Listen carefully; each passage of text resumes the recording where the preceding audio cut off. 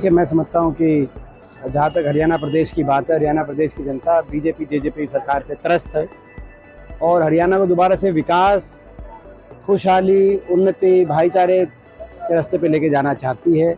हरियाणा आगे बढ़े, देश में उदाहरण बने। दिल्ली के 3 तरफ बसा हुआ प्रदेश हरियाणा, इसका उदाहरण बनना चाहिए देश में।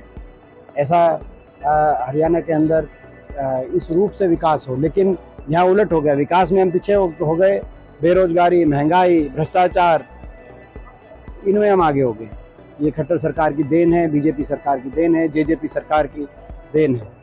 तो ये आज हरियाणा में निश्चित बदलाव निश्चित है। यहाँ पे कांग्रेस पार्टी की सवाल है, हम लगातार विपक्ष आपके समस्या कार्यक्रम जो कर रहे हैं, अब चुनावी वर्ष के अंदर जो भिवानी की हमारी रैली हुई, हिसार की रैली हुई, उसके बाद हमें विपक्ष के रूप में नहीं, अब विकल्प के रूप में प्रदेश की जनता देख रही है कांग्रेस पार्टी को, और कांग्रेस का परिवार लगातार बढ़ रहा है। लोग कांग्रेस का जनाधार प्रदेश में हुड्डा साहब के नेतृत्व में, उदयभान जी की अध्यक्षता में लगातार बढ़ रहा है।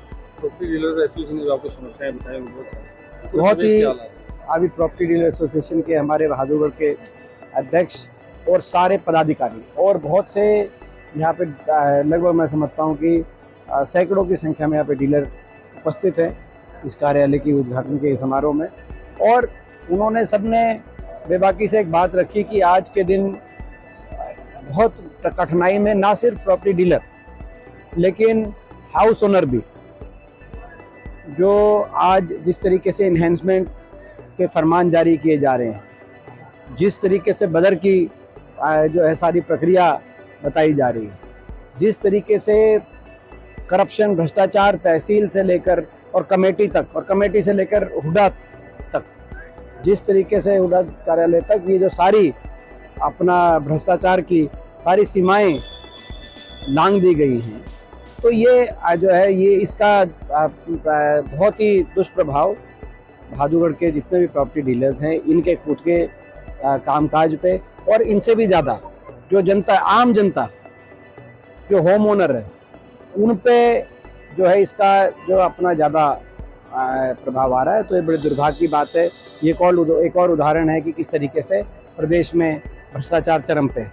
आज एनएलओ की रैली, उसमें जो उम्मीद जताई जा रही थी कि इंडिया गठबंधन नहीं, एक रैली जज्बा की हुई राजस्थान में, वहाँ भी सत्ता की चाबी बनने की कोशिश, क्या कहते? ये जेजेपी पार्टी तो हरियाणा में लोगों को से विश्वासघात करके राजस्थान भाग गई है। तो राजस्थान में, और राजस्थान में भी भागी, मगर राजस्थान के लोगों ने भी उनको अस्वीकार कर दिया।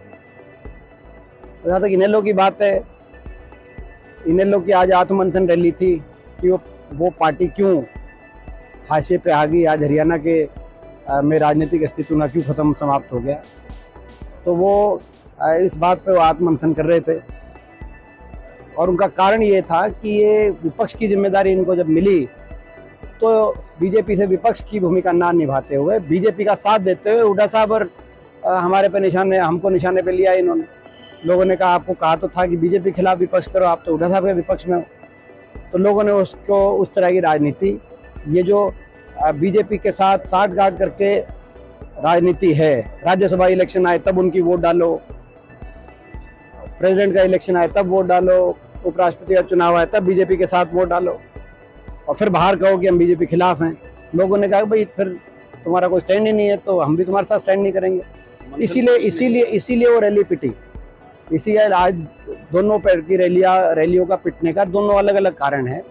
वो तो हरियाणा से भाग गए, हरियाणा के लोगों को विश्वासघात देके उन्होंने कहा कि भाई यहाँ तो ठग लिया, अब राजस्थान में जाके ठगें, मगर राजस्थान तक खबर पहुँचा दी हमने, हरियाणा के लोगों ने पहुंचा दिए। वो अब उनकी ठगी की दुकान वहां नहीं चल पाएगी। अमर उजाला अब आपके टीवी पर भी। अपने स्मार्ट टीवी पर YouTube पर सर्च करें अमर उजाला, चैनल सब्सक्राइब करें और देखें ताज़ा खबरें, वो भी HD क्वालिटी में। और हाँ, बेल आइकन दबाना ना भूलें ताकि हर खबर हो आपके घर। अमर उजाला, निष्पक्ष, निर्भीक, निरंतर।